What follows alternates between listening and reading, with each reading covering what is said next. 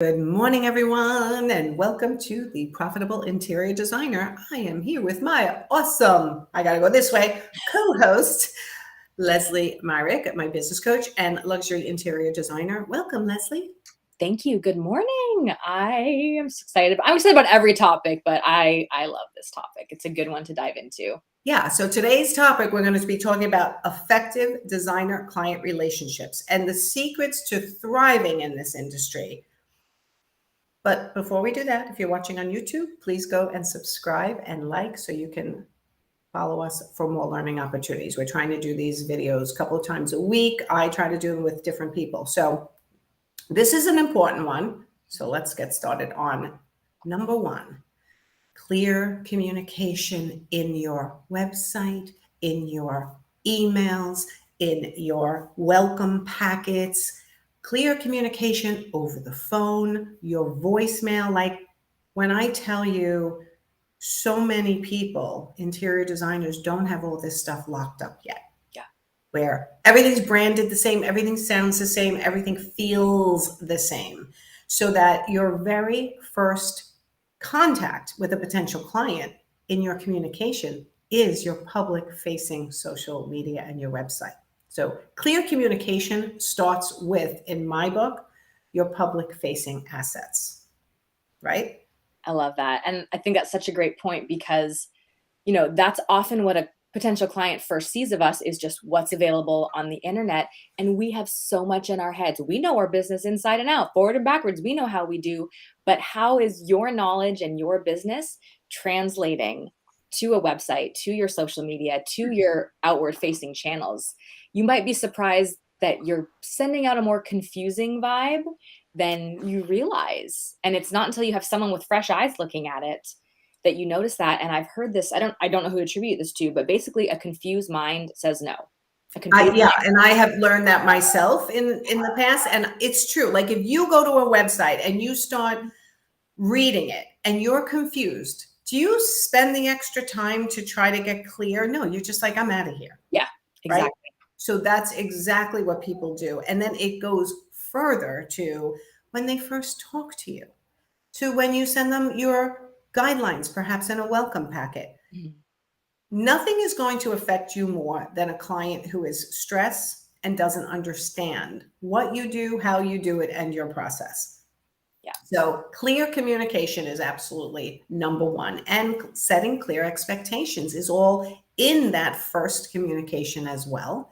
And then it has to continue. Lesley, how many phone calls do we get with problems with clients? A month into the project, 2 months into the project, 3 months into the project. And now we're trying to help people get out of situations when we can see sometimes the situation was caused by a lack of clear communication and setting clear expectations in the beginning. Yeah, I think it's so important to set expectations, timelines, boundaries, deadlines from the start. And that's something that I can tell you when I first started doing full service design, I didn't have great communication. And it was just like, okay, client, let's start this project. I'll be in touch when I'm ready to show you something. And there was no communication. I ghosted them for like months while I worked behind the scenes. I wasn't sending weekly check-in emails. I wasn't setting a date in advance for here's where we're going to meet to review the design. I was just going and whenever I felt ready. And gosh, weirdly, I had a lot of unhappy clients or confused clients and clients that were like, okay, thanks, we're just going to take it from here because they didn't have the confidence in me because I didn't manage their expectations. I wasn't driving the bus. I was sitting beside them going, okay, what's next? What are we doing here? Right. And that's common, right? A lot of new designers are like that. Like, oh, I just got a project. Let me go hunker down, do it by myself, come back with the beauty. But one of the keys to this clear communication and staying in contact and setting expectations is also being a really good listener. Yes. Okay. And I'm going to give you an extreme case, or you've heard it before, but I had a client who literally hired me for different reasons, but she has really never been asked to change even one piece of furniture from conceptual design to detailed design. Or I should say, after she presents her detailed design. It happened once in the year I worked with her where one thing she chose, and I'm talking an active firm with 5 employees. Now, why is that? because she was an active listener. I dug into how does she do it? And she is really good at reading people's personalities, their homes, what's important to them. And when I said, how do you do this, Marie? She said, I'm a really good listener. I sit and really listen to the client and I think about what they're saying and why they're saying it and what that then means as a translation into the way they want their home to be. Mm-hmm. She goes, so honestly, if I'm a really good listener, I should be able to nail the design the first time. And I'm like, yeah, like you need to teach everyone how to do that. And the bottom line is being observant, being patient, and being a good listener. Yeah. Is going to take you really, really, really far. And it's hard to shut up. Like when we're in a consultation, when we're meeting with a client, we're paid to be the expert. And I felt this myself. I think there's this pressure to be the expert and share all the things and talk and talk and talk and show how good you are at what you do. And it's crazy, but often the opposite is true. The more you can just engage and listen, actually listen to what they're saying. Sometimes people think they want something, but you're actually hearing what they're saying between the lines. Those are the skills that are going to take you so far with clear and effective client communication and great client relationships. Absolutely. I'm telling you this, out of all the tips we're going to give in this discussion, that one is the number one, which is why when we create the Desire Sales Formula, we teach people how to step by step get somebody through the emotional process to sign the paper and get the sale. We make sure I write, this is where you talk, this is where you listen, this is where you listen, this is where you talk. Like I'm very specific about telling people where you talk and where you listen. And I know that people's minds automatically go, I can be a great listener and then the person never shuts up. So how do I get out of a 2-hour conversation, right? Believe it or not, once you're actively really listening and you're nodding and acknowledging and you're thinking how that translates into the person's personality and the design, you're going to be able to start relaying that confidence back to the client where they're going to feel heard. Okay, so it's a skill. It's something that can be taught. It's something that can be learned. And it's something that I just want everyone to start by just trying to be a better listener. Don't wait to talk. That's such an important distinction, listening versus waiting for your turn to talk. Listen, I do it every day. I'm dying to. We all do. I want to interject. I have something to say. I mean, everyone has this issue, but when you're working with a client, try to curtail it a little bit and be a little bit of a better listener. And I'll tell one last story about the listening because it's that important.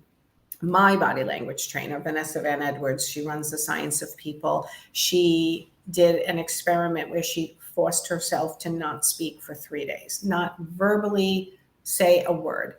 She looks at her calendar. She's a scientist and she likes to experiment and see how people respond to things. It's all about the science of people. So she did an experiment.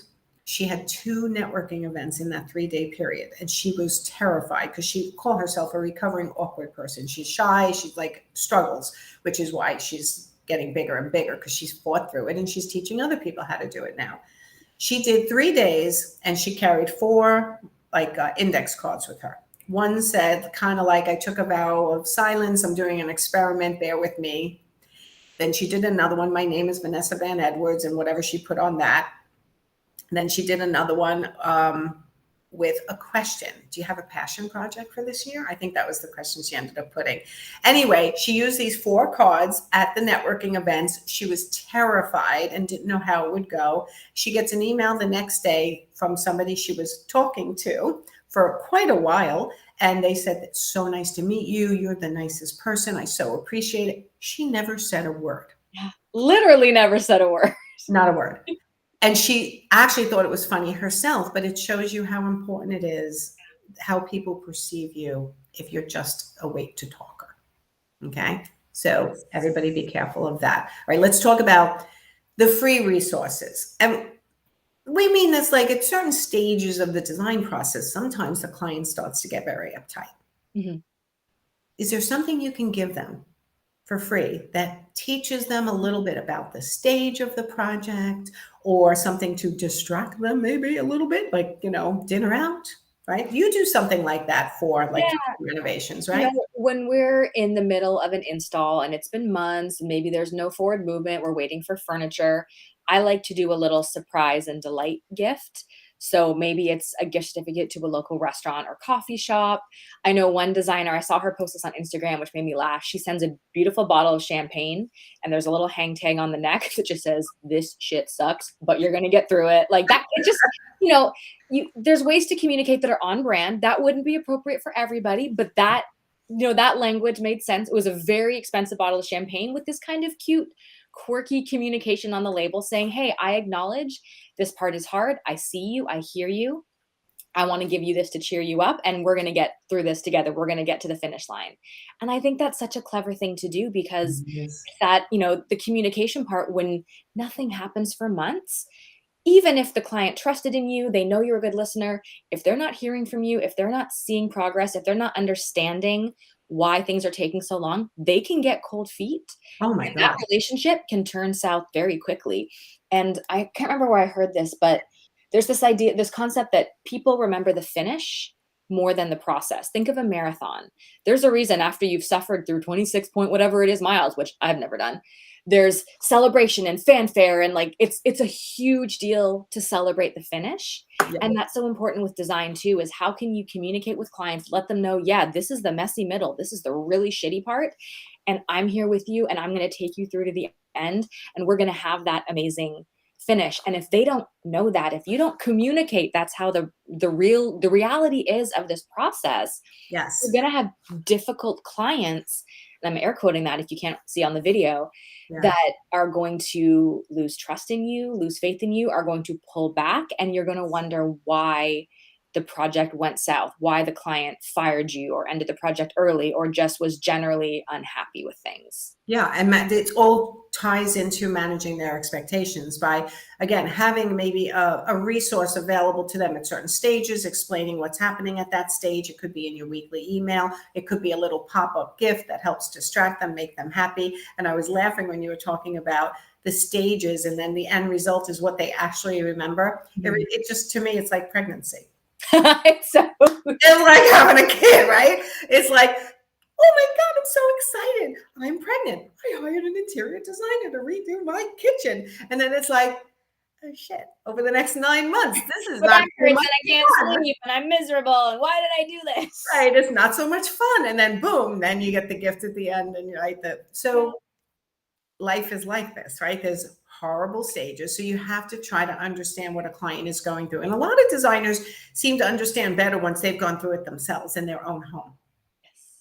Right? It's like, I finally understand. I did a kitchen renovation in my own home, and oh my God, like now I have a whole different vision of what it's like to be from the client side, which is helpful. So try to put yourself in their shoes and understand their expectations and how they get upset at times. And remember that your problem solving skills, as you continue to enhance them, are going to be able to overcome almost anything a client gets upset about if you're not afraid of problem solving. If you don't go into the, oh my God, I just can't believe this happened. What am I going to do? Right? In other words, just go, okay, that didn't work. How do we resolve this? And kind of keep that overly dramatized emotion out of it, because when you have that overly dramatized emotion, it's hard to come up with a solution sometimes. Like for most people, emotion will shut their brain down where they can't think logically through to a conclusion. Other people can, it depends.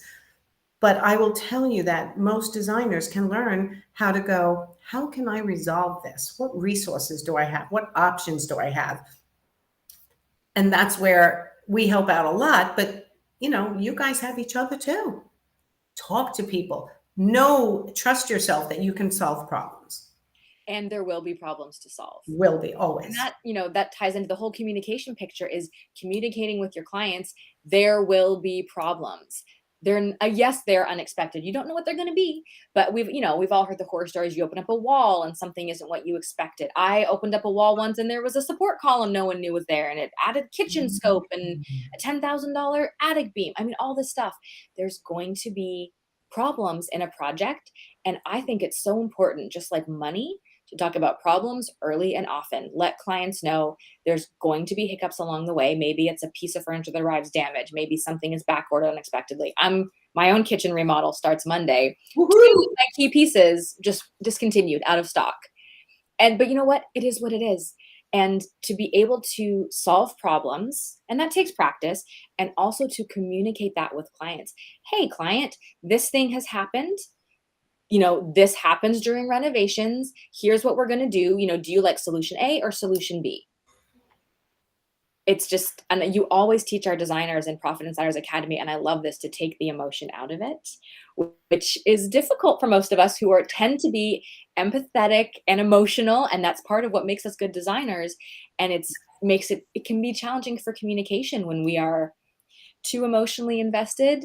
And if you can just learn to communicate clearly, here is the problem, here is the solution, that's going to help your client relationships so much. Yeah, because think about it. Your clients, let's just say your client's upset right now over the installer for their kitchen cabinets. Mm-hmm.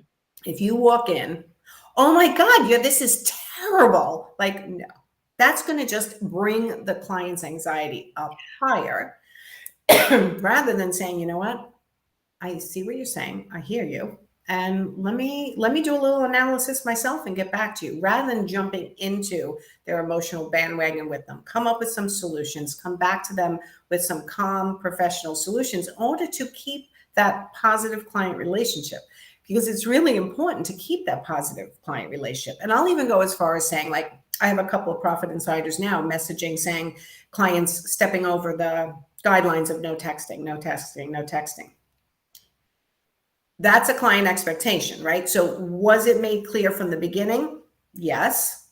Did they follow it? No. Is the Profit Insider, my client, doing everything I'm telling them to do? If they send you a text, respond by email only within hours, like start to train them. Is it working? No, it's not.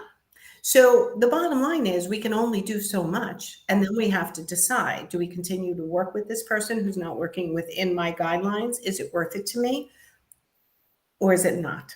Yeah. And rather than sit in complaint constantly, we just we make a decision. Do we move forward or do we not with this client, right? Because if you're not going to end up with a positive client relationship experience by the end of this kitchen renovation, is that going to be good for your business?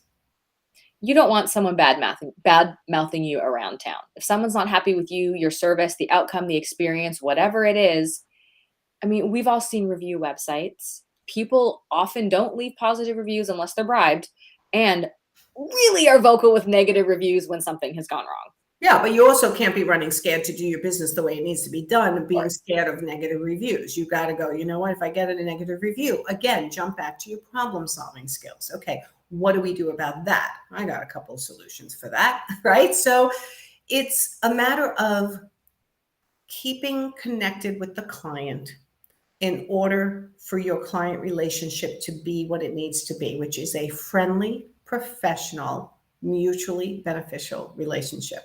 Love it. Okay. Not I became their best friend, I this and that. Like, I have a mutually beneficial relationship with my client. They have a need, I'm satisfying it. I'm doing a good job staying in communication with them. They get upset sometimes. I'm able to resolve it in this way, or this is what I try to do. It's all about professional growth, right? Learning how to communicate better, both in written and verbal, how to stay calm, and then how to do your problem solving. Yes. Right? It's kind of like, it's simple to say, but it's not simple to do. Well, and it takes practice. Good communication takes a lot of practice. It's scary to say things that need to be said clearly and directly and calmly. And you might be there with, sweaty palms and shaking. And the more it's like with everything, the more you do it, the easier it gets. Not saying this is ever easy to bring bad news or, have challenging communication moments, but every little baby step counts and will help you get more and more confident with your communication, so that you have better projects, better relationships with your clients, great reviews. And then you can be known as the designer that handled a really crappy situation in a really great way. Bingo. Bingo. Because it's going to happen at some point in your career as an interior designer. Shit happens. Yes. Yeah. So you want to make sure that you've got your team of reliable resources to help you solve problems.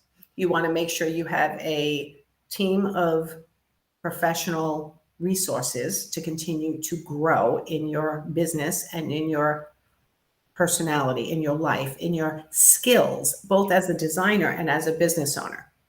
So I'd love everyone to give me in one sentence, what's the biggest thing you're struggling with in your business right now when it comes to communication? Are clients complaining too much? Is it contractors? Are you having any trouble with communication?